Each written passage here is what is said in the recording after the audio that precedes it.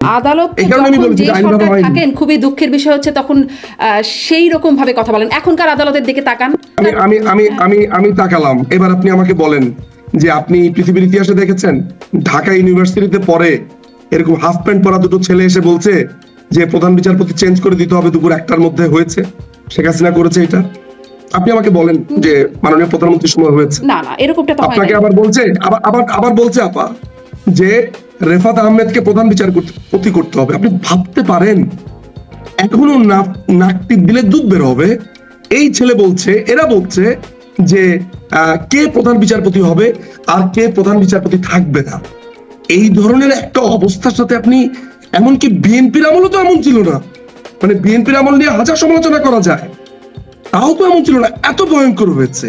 মানে আমি যদি যুক্তির খাতিরে ধরি, ফলে আপনি এইটার সাথে ওইটার কম্পেয়ার করতেই পারেন। আচ্ছা, করলাম না, মানে এই নাক টিপলে দুধ বের হবে এইরকম বাচ্চা ছেলেগুলোর আন্দোলনের মধ্যে এত ক্ষমতাশালী সাবেক প্রধানমন্ত্রী, তার হাতে পুলিশ আছে, সেনাবাহিনী আছে, তার হাতে প্রশাসন আছে, মানে ছাত্রলীগ, আওয়ামী লীগ, যুবলীগ, এতগুলো সংগঠন আছে, সবচেয়ে বড় দল হিসেবে দাবি করা দল, তারা পালিয়ে গেল। প্রধানমন্ত্রী বললেন আপনি চলে গেছে।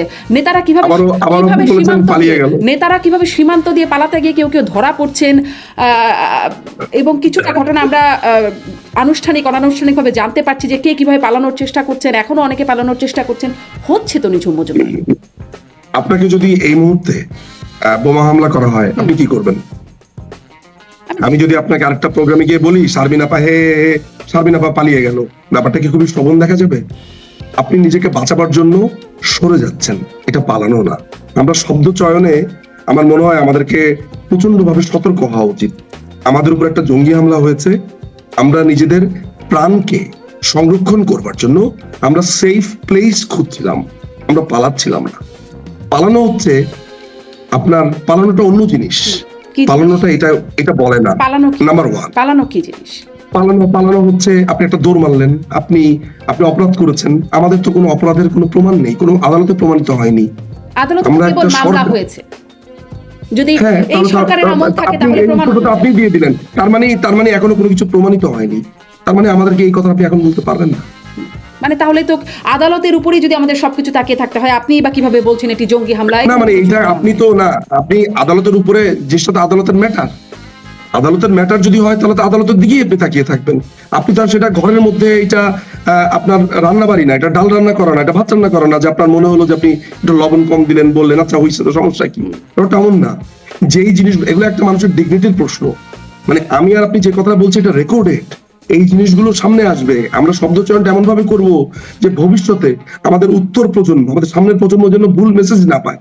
আমি যে বক্তব্যগুলো দিচ্ছি আইনি ভাবে আমি খুবই মাথা ঠান্ডা করে কথা বলছি, এই কারণে বলছি যাতে একটা তরুণ প্রজন্ম দেখে শিখতে পারে যে উনি আইনের মধ্য থেকে বলছেন। আমার আইনের কোনো ভুল আপনি বের করতে পারবেন বলে আমার অন্তত পক্ষে মনে হয়। আইনের ওই যে সেখানে আবারও সেই ডি ফ্যাক্টো প্রসঙ্গটাতে চলে আসে যে আইনি ভাবে এখন যে আইনে ঠিক মনে হচ্ছে, যদি সরকারের কোনো পরিবর্তন হয় আইনটাও অন্যরকম ভাবে ইন্টারপ্রেটেড হবে, তারপরে সরকার আবার অন্যরকম ভাবে ইন্টারপ্রেট করবে।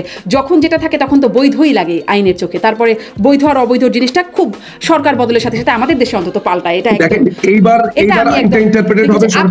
একটু বলবেন যে আসলে কোনো উপায় ছিল কিনা, মানে বিএনপি তারাও একটা বড় রাজনৈতিক দল বা অন্যান্য দলগুলো যারা আছে তারা কোনোভাবে রাষ্ট্র ক্ষমতায় যাবার বা জনগণের যদি অন্য কাউকে রাষ্ট্র ক্ষমতায় বসাতে চায় সেরকম কোন উপায় কি খোলা ছিল? মানে জনগণ যদি রাষ্ট্র ক্ষমতায় অন্য কাউকে বসাতে চায়, ধরা যাক যে মানে এই জিনিসটাই হচ্ছে আপনার সাথে আমার মতের অমিলটা হচ্ছে, আপনি ধরে নিয়েছেন যে জনগণ অন্য কাউকে রাষ্ট্র ক্ষমতায় বসাতে চায়।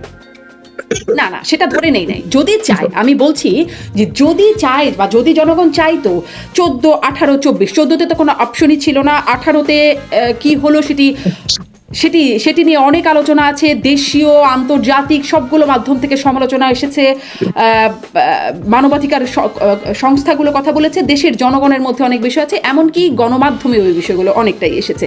24এও একটা নির্বাচন হলো অংশগ্রহণবিহীন, মানে মানুষের হাতে অপশন কি ছিল? মানুষ চাইলে পারতো কিভাবে পারতো ক্ষমতার পরিবর্তন করতে? খুবই সোজা, আপনি ইলেকশনে আসেন, বিএনপি ইলেকশনে করবে, যে পদ্ধতিটা আছে অর্থাৎ যেই সরকার আছে তারা নির্বাচনকালীন একটা আপনার রোডম্যাপ দিয়েছে যে ওনারা করবেন, এবং এটা নিয়ে কিন্তু প্রধানমন্ত্রী, আমি আপনাকে একটা কথা গ্যারান্টি দিয়ে বলতে পারি শারমিন আপা, যদি জাতীয়তাবাদী দল ইলেকশনে আসতো এবং তারা অফার করতেন যে আমরা ইলেকশনে আসব, একটা জাতীয় সরকার গঠন করা হোক, মাননীয় প্রধানমন্ত্রী এবং সবাই মিলে একটা সমাধান ছিল। আমি আপনাকে খুবই দায়িত্ব নিয়ে কথাটা বলছি, খুবই দায়িত্ব নিয়ে গেলেন তো, সমাধান ছিল। আলোচনা করলেন তো 18 সালে। 18তে আপনি যদি জাম করতে চান তাহলে আমার এই কথা শেষ করতে পারবো না। আপনি একটু মনে রাখবেন যাতে আমি এসকেপ না করতে পারি, আমি 18তে আসবো। 2024 সালে এটার সমাধান ছিল যে আসতো, আসার পরে আপনারা দেখতেন ইলেকশনটা কেমন হয়। নির্বাচন কমিশন ছিল, এরপর আপনারা দেখতেন। 2018 সালের ইলেকশন হয়েছে, অনেকে বলছে রাতে ইলেকশন হয়েছে। আপনি দেখেছেন রাতে ইলেকশন হয়েছে? আপনাদের তো একজন সাংবাদিক বলেছেন, নবনীতা চৌধুরী, আমার মনে আছে, তিনি কোথাও দেখেননি, আমিও দেখিনি। আমি আমি সে সময় ঢাকাতে ছিলাম, অ্যাটলিস্ট আমার এলাকাতে আমি 8টা কেন্দ্রে গেছি, কখনো দেখিনি তো স্বতঃস্ফূর্তভাবে মানুষ ভোট দিয়েছে। জি, মানে হয়তো রাতে হয়ে গেছে বলেই দেখেননি। তাহলে তো আপনার এরকম ইলেকশন হলে যে কেউ বলতে পারে যেটা রাতে হয়ে গেছে, দুপুরে হয়ে গেছে, দাবি তো সবাই করতে পারে। যে কেউ, যেমন ট্রাম্পের ইলেকশনে গতবার 2020-এ দাবি করেছিল সুষ্ঠু হয়নি, সুষ্ঠু অসুষ্ঠু যে কেউ দাবি করতে পারে আপা, কিন্তু দাবি করলেই তো সেটা সত্যি হয়ে যায় না। মানে সুতরাং সুযোগ ছিল, আপনি ইলেকশনে আসেন, আসার পরে আপনি জিতলে মানুষ আপনাকে ভোট দেবে, শেষ, সিম্পল। এই যে আপনি বলছেন উপায়ের কথা, এটি তো উপায়। এই যে 18 কথা মনে করতে বলছিলেন, 18তে যা দেখলাম, যে 18তে যা হয়েছে, বিএনপি তো এসেছিল তখন, মানে সেই নির্বাচনে কি হলো? 7টি মাত্র আসন পেল। এটা কি মানুষের কাছে বিশ্বাসযোগ্য হয়? কেন? এর আগে তো আওয়ামী লীগ মাত্র 30টা আসন পেয়েছে, এটা বিশ্বাসযোগ্য ছিল? 41% ভোট পাওয়ার পরে আওয়ামী লীগ 30টা আসন পায়, এটা বিশ্বাসযোগ্য ছিল? 30টা আসন আর 2001 সালে আওয়ামী লীগ 41% ভোট পেয়েছে, বিএনপি ভোট পেয়েছে 42। আমি আমার ডাটাতে এদিক সেদিক ভুল হতে পারে, কিন্তু সব মানে খুবই কাছাকাছি, ইজ এ ফ্র্যাকশন। আপনার কি মনে হয় যে 1,23,00,000 ভোটার ছিল? এটা আপনার কাছে সত্যি মনে হয় যে এটা সত্যি হয়েছে, ঠিক ইলেকশন হয়েছে? না, আপনার কাছে মনে হয়? না, আমাদের দেশের সবগুলো নির্বাচন নিয়ে অভিযোগ আছে, স্থূল কারচুপি, সূক্ষ্ম কারচুপি, কারচুপিবিহীন কোনো নির্বাচন আমাদের দেশে হয় নাই। অতএব কোনো সেই কারচুপির শিকার হয়েছে আওয়ামী লীগ, কখনো বিএনপি। কিন্তু 18তে যেটা হলো, মাত্র 7টা আসন পেল বিএনপি। এটি কি করে, মানে এটি আসলে কি করে হয়? এবং তখন যেটি নির্বাচন, মাত্র 30টা আসন পেল বিএনপি, এটা কি করে হয়? মাত্র 30টা আসন পেয়েছে আওয়ামী লীগ, 30টা আসন, এটা হ্যাঁ আওয়ামী লীগ, এটা কি করে হয়? হ্যাঁ, সেটি বলতেই পারেন কি করে হয়, সেখানে কারচুপির বিষয় ছিল, আপনিও বলতেই পারেন। হ্যাঁ, মানে সেটি হতেই পারে, কারচুপি ছিল। এই কারচুপি যেটি আসলে মাত্র 7টা আসন পেয়েছে বিএনপির মতো একটা দল, এবং সে তখন আসলে অনেক কিছুই আপনি বলছেন প্রমাণ, অনেক কিছুই অনেকে বলতে পারে প্রমাণ কোথায়। কিছু বিষয় তো অন্তত, সব কিছু যদি নাও আসে, কিছু বিষয় তো প্রমাণ হলোই। নির্বাচন কমিশনের ওয়েবসাইটে যেই প্রকাশিত ফলাফল, সেখানে কয়েকটি ক্ষেত্রে তো একদম চাক্ষুষ দেখা যাচ্ছে। 197টি কেন্দ্রে শতভাগ ভোট পড়েছে, হাজারো কেন্দ্রে 95 থেকে 99% ভোট পড়েছে। বহু কেন্দ্রে বিএনপির প্রার্থী একটাও ভোট পায় নাই, এরকম ঘটনা একদম নির্বাচন কমিশন বলছে। এবং নির্বাচন কমিশনার তখন বলেছেন যে এটি অস্বাভাবিক ঘটনা, কোনো ব্যবস্থা তো কেউ নেয় নাই। বাংলাদেশের বিভিন্ন ইলেকশনে আমি আপনি যে কথাটা বলছেন এটা আমিও শুনেছি। বাংলাদেশের ইলেকশনে এটা আমাকে স্বীকার করতে হবে, আসন কেন্দ্রিক যদি চিন্তা করেন, বাংলাদেশ এরকম লাখ লাখ কেন্দ্রের ক্ষেত্রে চিন্তা করেন, অনেক কেন্দ্রে অনেক গোলযোগ হয়েছে, অনেক কেন্দ্রে এরকম অবিশ্বাসযোগ্য ঘটনা ঘটেছে। আমি একদম আপনার সাথে পুরোপুরি একমত। কিন্তু আপনি বিচ্ছিন্ন কিছু কেন্দ্রের ঘটনা দিয়ে পুরো ইলেকশন কি বিবেচনা করবেন, এটা আমার কাছে মনে হয় একটু ডিসপ্রপোর্শনেট আমার কাছে মনে হচ্ছে। কনসিডারিং আই এম কনফেসিং দিস হয়েছে, শুনেছি, যদিও আমি দেখিনি, আমি যেভাবে প্রমাণটা চাই, বাট আমি অনেক সময় তর্কের ক্ষেত্রে ধরে নিচ্ছি। না, আমি কিন্তু আপনার এই তথ্যটা আমি জানি, কোনো হয়েছে, আলাপ হয়েছে, সেই সব জায়গাগুলোতে তদন্ত কমিটি হয়েছে, কেন হয়েছে সেসব নিয়ে আলাপ হয়েছে। আমি স্বীকার করি এগুলো সেটব্যাকস। একটা সরকারের সবকিছু ভালো থাকবে, নির্বাচন কমিশনের সবকিছু ভালো থাকবে, তা তো না।